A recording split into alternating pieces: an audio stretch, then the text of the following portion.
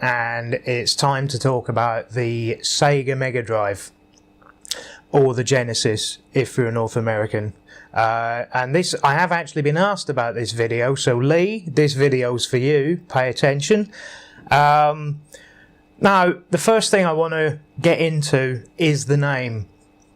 It is actually Sega. And this is the first time that everyone in the playground that had people pronouncing it wrong as Sega for some reason. I don't know what it is. Maybe it was just my school, but I still hear people now call it Sega. There's no excuse for it. First time you put in Sonic the Hedgehog, it tells you what the name of the company is. In fact, it sings to you like this.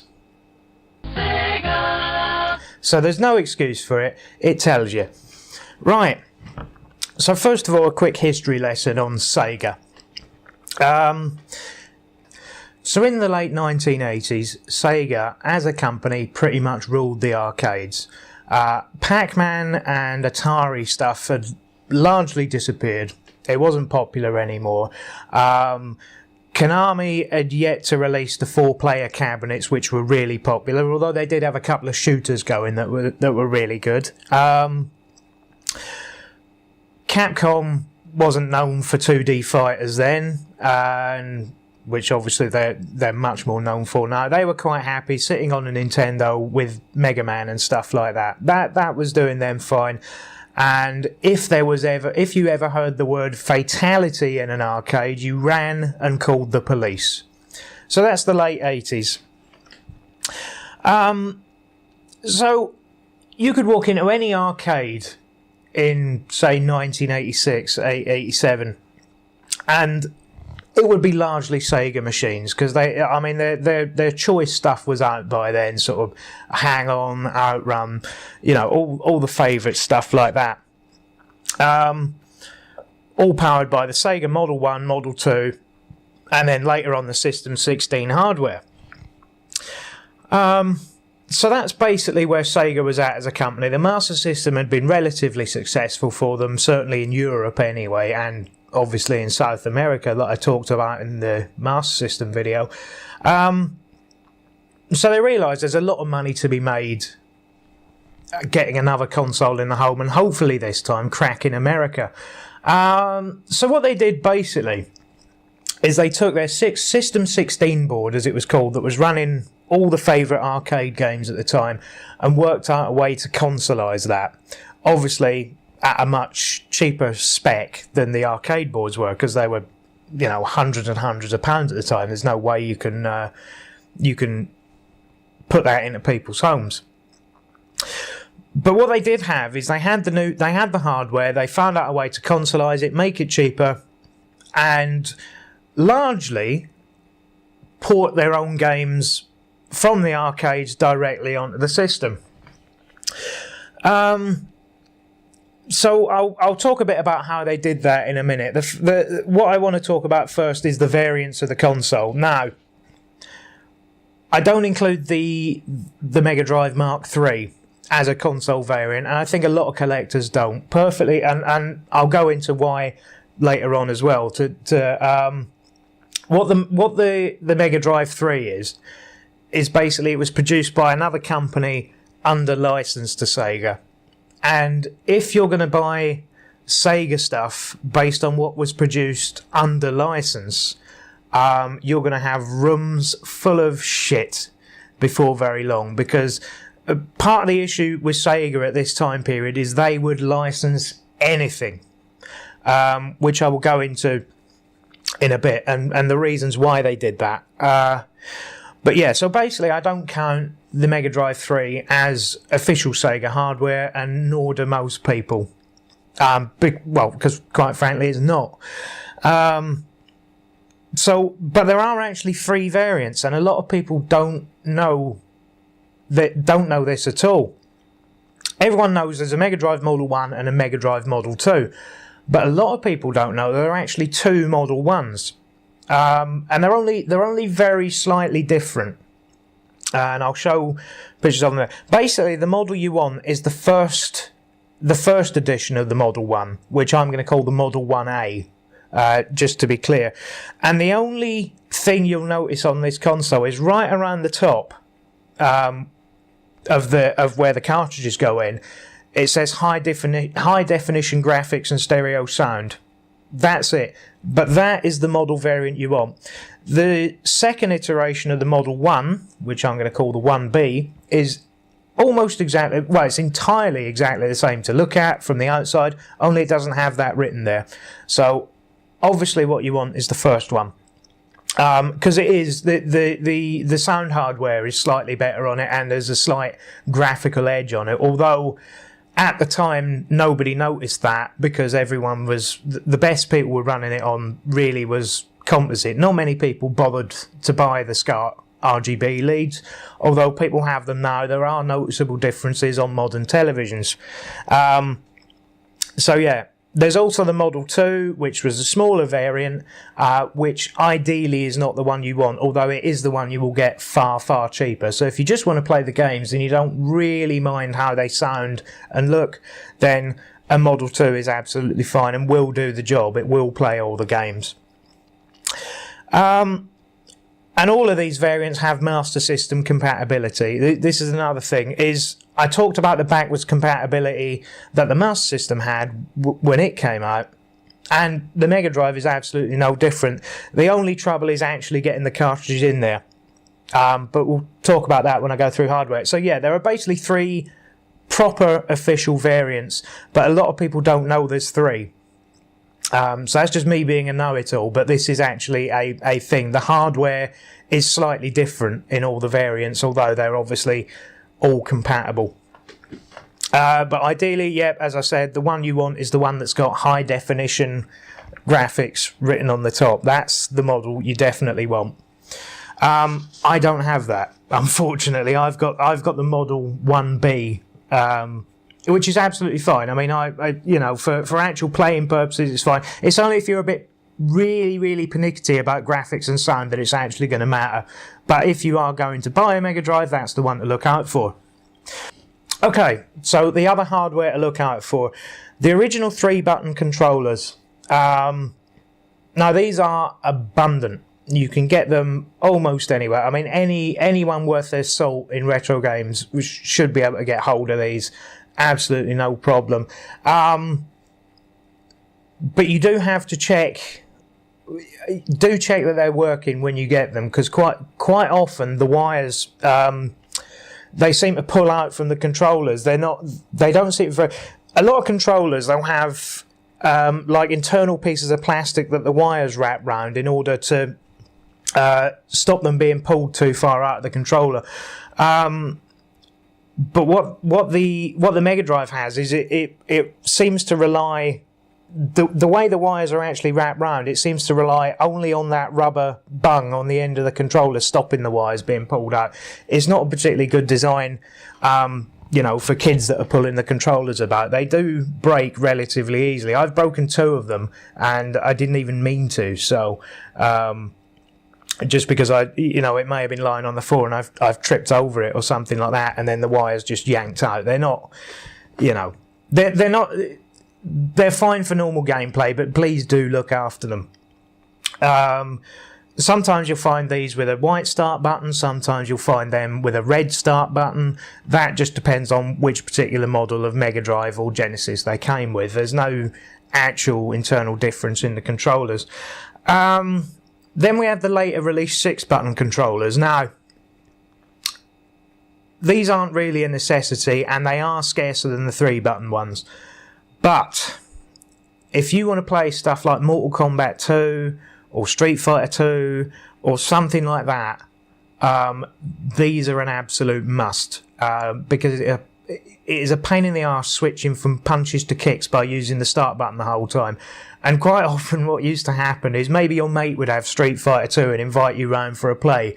He's got a fancy new 6-button controller and you're stuck with a 3-button. Well, you're going to lose every match, because he can do all the special moves with one controller. You've got to keep pressing start to change from punches to kicks. It's just, it doesn't even bear thinking about. So 6-button controllers, if you want to play some of the later games, are an absolute must. Arcade sticks. These came in 2 varieties as well, and they're perfectly good. In fact, the original 3-button arcade stick is absolutely brilliant.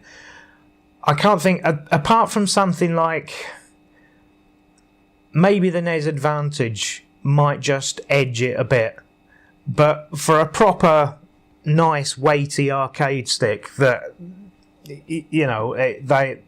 you can't really beat them, to be honest. And especially as people don't seem to like them, and I never quite understand that. I mean, you always see plenty of these things, but every now and then you will see the arcade sticks and things turn up at boot sales, and they're as robust as nobody's business. You could quite confidently buy one and know that it's not going to be broken. It's going to be absolutely fine. I mean, them things were really built to last. So if you see the 3-button arcade stick especially at a boot sale, you can be absolutely confident that there's going to be nothing wrong with it. The things are built like tanks. You can't break it. I suppose you could really try and break them, but you're not going to. I mean, you'd probably have to take a hammer to them. So these are really good, and they're really good quality, and they really do work well. Now, Master System conversion. I did mention this a minute ago. You can get Master System converters for the Mega Drive, and again, ideally you want the Model 1 Mega Drive with the Model 1 converter. Although the Model 2 will play Master System games, you do need a different converter, because the one for the Model 1 won't fit on the Model 2 properly, and it's far scarcer and far more difficult to get, and it will set you back some. So if you have a Model 2, if you're thinking about getting a Mega Drive and maybe you want to play Master System games on it, don't buy the Model 2 Mega Drive, is what I'm saying. The first model Master System converter is far more abundant and far cheaper. Right, the next thing I want to talk about is the Menacer light gun. Well, 2 reasons really. I think, actually, if you go by the chronology, I think the Menacer light gun is actually the last first-party light gun ever made. I don't think Sony made one for the PlayStation. I think the Menacer is actually the last first-party light gun ever made for a console. I could be wrong, but I think so. I know Sony did the things for the moves, and Nintendo did the things for the Wii, like the little plastic things that you put move controllers and Wiimotes in. But that's not actually a light gun, is it? That's a plastic holder. So I think I'm right in saying that the Menacer is actually the last first-party light gun that was produced.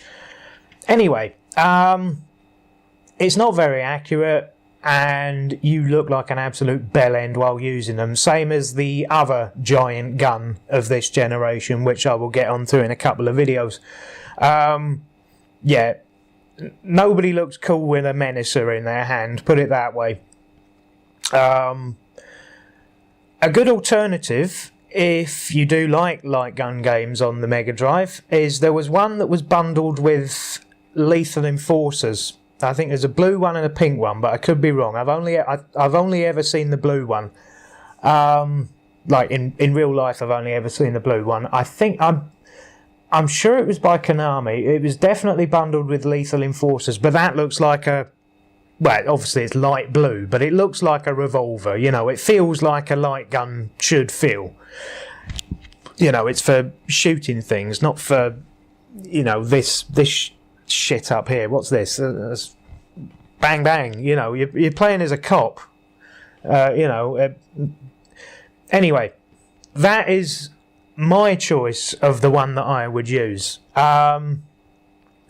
So, yeah, I mean, but you really have to you really have to like light gun games to buy a Menacer, because it is just a massive, ugly bit of plastic.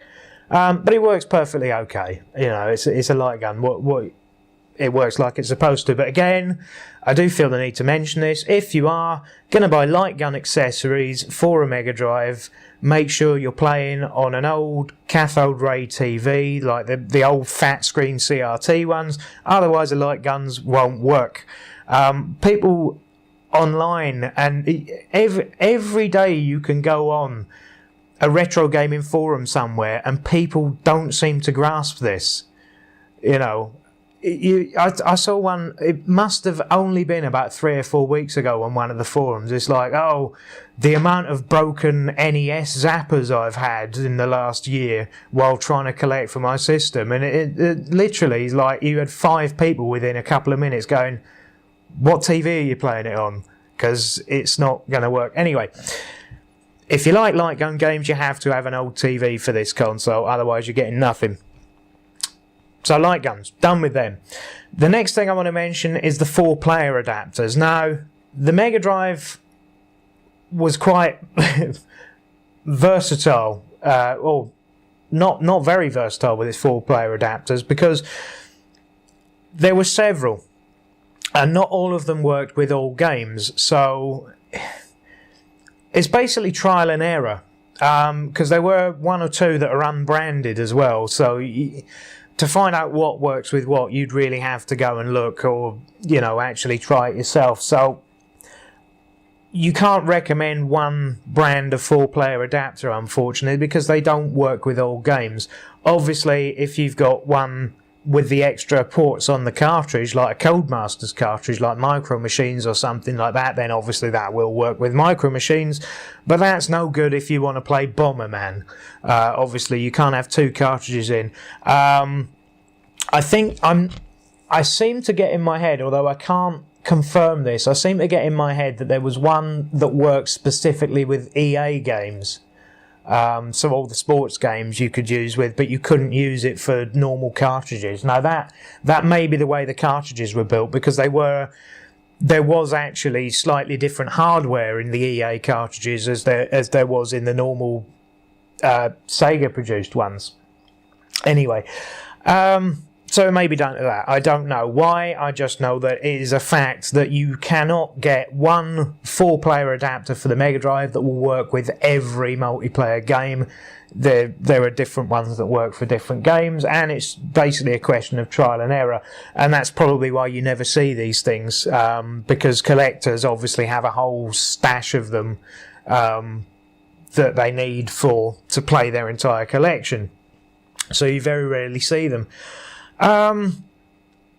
One thing I do want to mention, and I mean, me myself, I wouldn't consider this as first-party hardware, but lots of people do, is the Sonic & Knuckles lock-on cartridge. Now, I consider that as the second part of Sonic 3, and basically it's only useful for playing Sonic 3 and Sonic 2 anyway, so I wouldn't count it as first-party hardware, but for the purposes of people listing things online, apparently it counts as hardware. I'd say it was a game, but it counts as hardware in people's lists of first-party stuff. So, yeah, the Sonic & Knuckles lock-on cartridge. I suppose I could argue the point that if you do have a Mega Drive, it's probably one of the first things you'd want to get, because it is actually really good. And if you have Sonic 3 to go with it as well, you'll have an amazing time. But I'm still not sure I would count it as hardware. But there you go, everyone else does, so I'll have to. Right.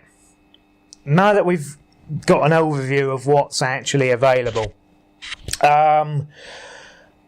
third-party hardware, or anything that's got written on it, produced under license, or anything like that. Now, Sega licensing, when the Mega Drive came out, you've got to understand that the whole reason... basically, the whole reason for all the licensing and the massive, it cannot be understated, mudslinging advertising campaign that Sega brought out with this console was just, it was unreal. And it basically goes down to this. Nintendo was doing too well. Not in Europe. It was about 50-50 NES Master System. Obviously in South America it was only Master System.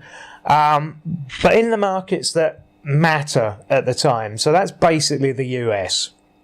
Okay, this is the market that matters. If you do well in I think I've mentioned it before. If you can do well in the US, you can. That's it. You're sorted. You don't really need to care about any other market.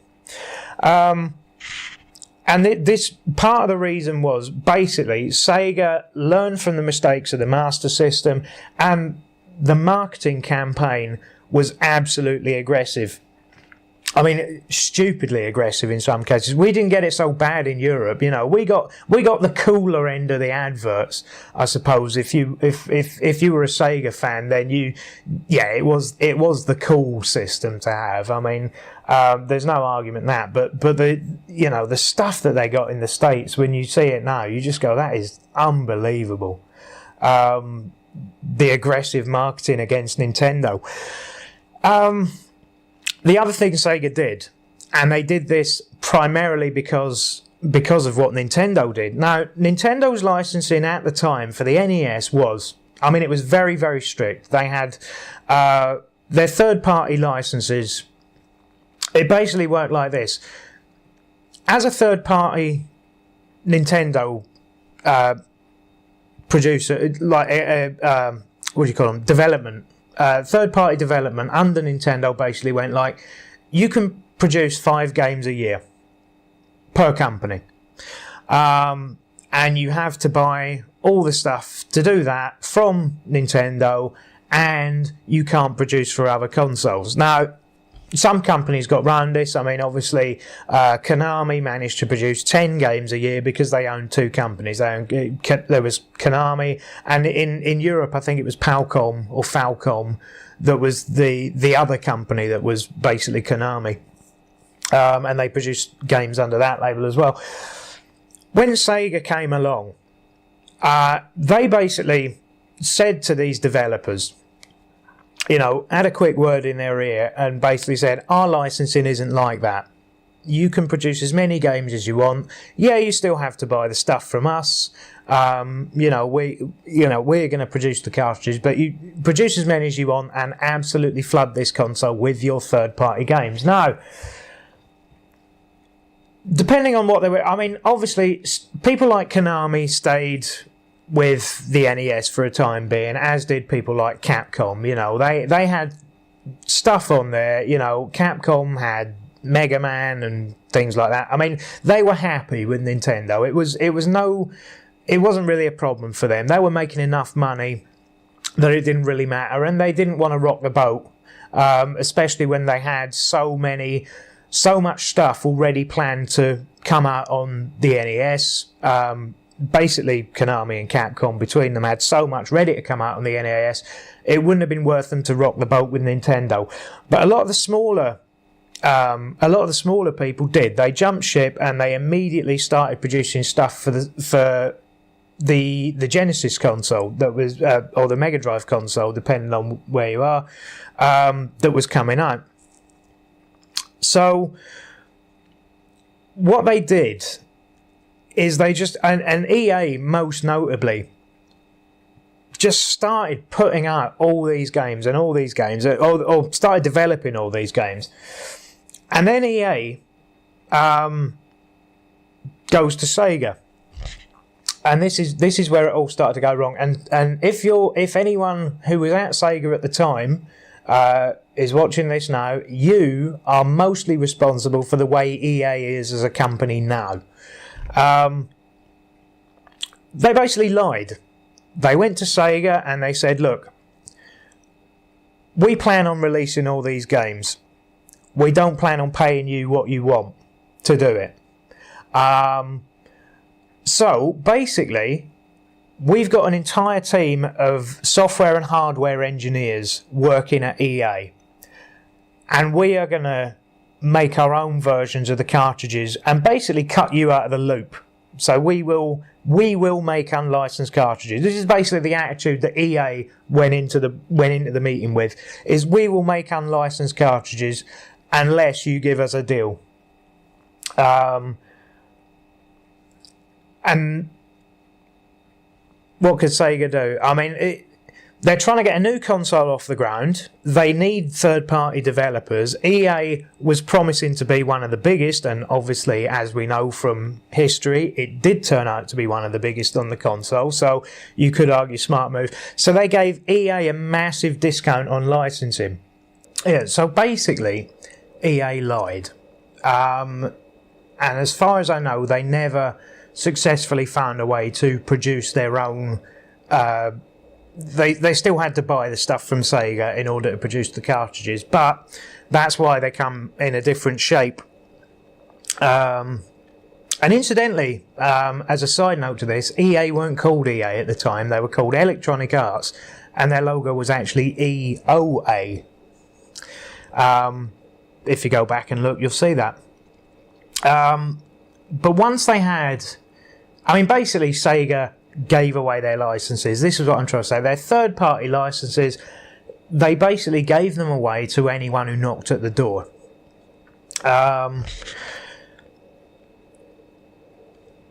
So yeah, once you had people like Electronic Arts, Psygnosis, Codemasters, all people like that, all making third-party titles and porting over stuff from stuff they'd already done. You know, because let's not forget, at this time as well, all these companies were making stuff for other systems, and they had stuff that was already finished and could easily be ported onto a Mega Drive cartridge. There was no problem there. And when this started off, basically, Sega themselves could release, you know, they released the console with all their first-party stuff was all ports of their arcade games, which was relatively easy to do, considering the Mega Drive was actually based on the System 16 and the Model 1 and Model 2 hardware anyway. So it wasn't a problem. So, I mean, this is part of the success, is because the glut of games that were basically available within the first year of the console was phenomenal. It really was. So supposedly the upshot of this is the upshot really is when Capcom and Konami finally decided that they were going to produce stuff for the Sega Mega Drive was when Nintendo actually sat up and took notice and thought, oh shit, we have to loosen our licensing agreement. Now, a lot of people say it was to do with a court.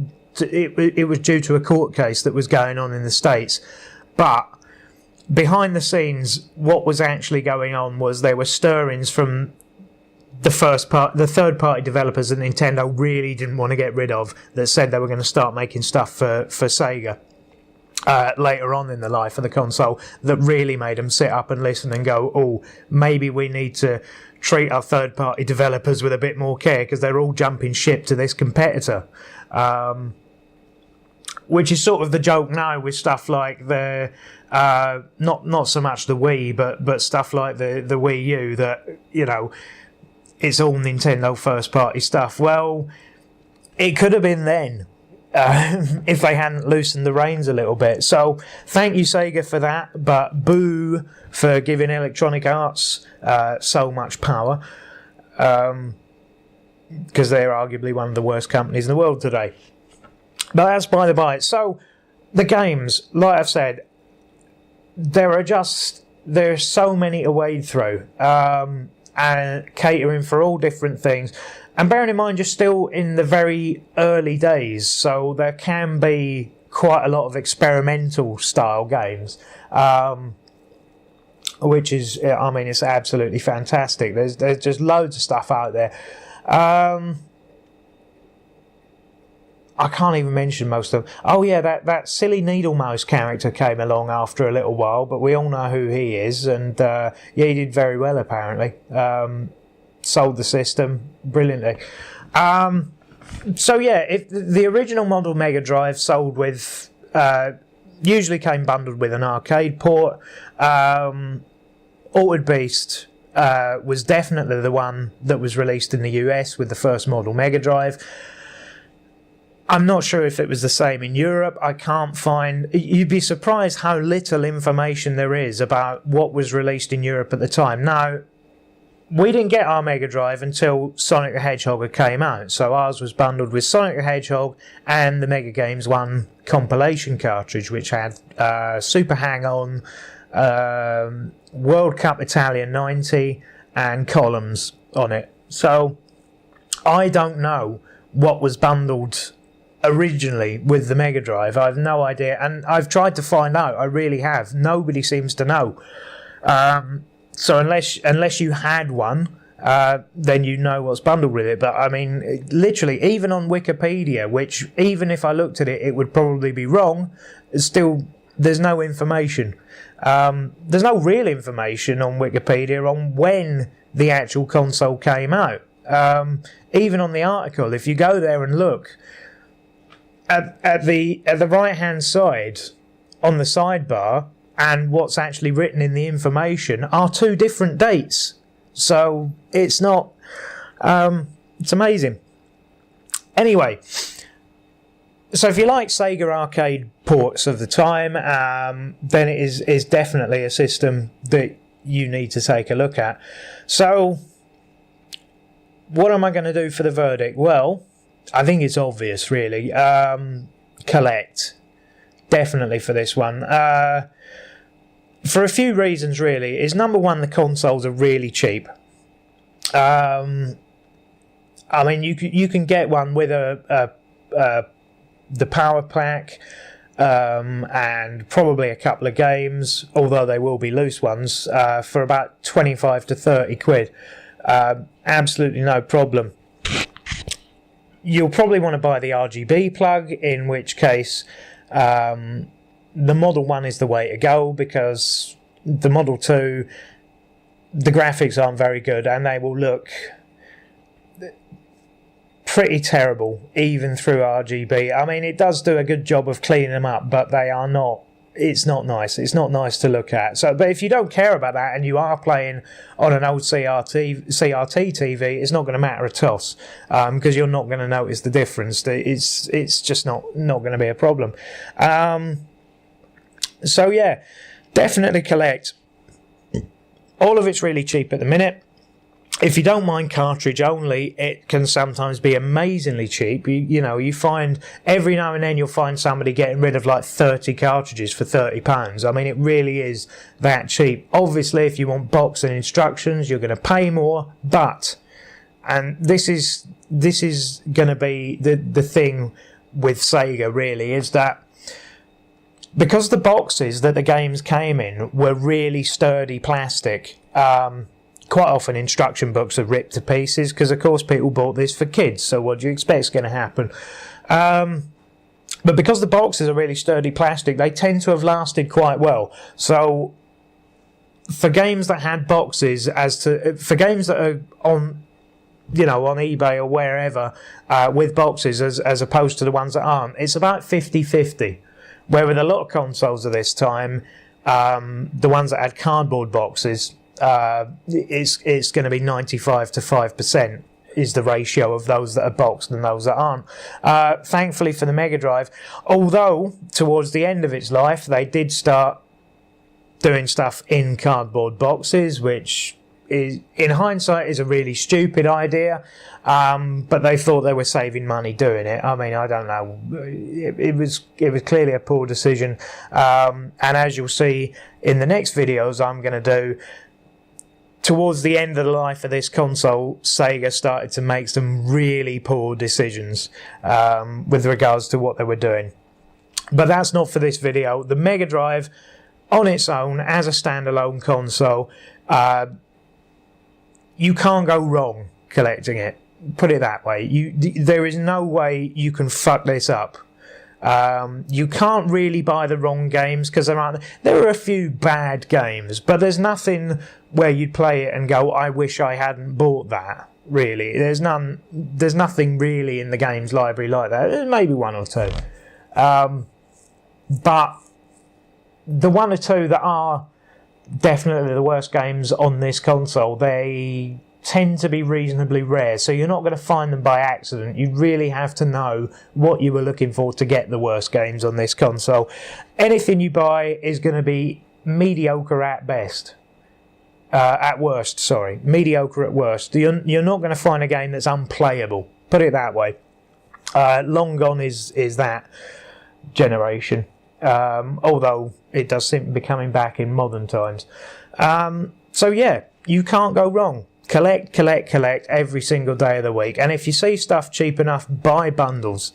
Because you can still get bundle deals for this console. Absolutely no problem. Provided you're not worried about the cosmetic condition of the console. Because the cheaper you find them, the more scratched up they will be. But these things, again, they're built to last. It's not going to be internally falling to bits.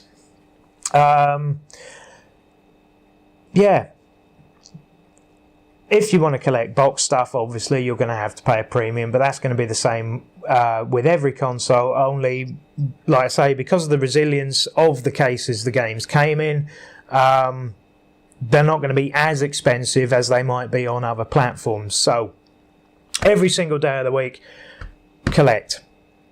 No problem. That's it.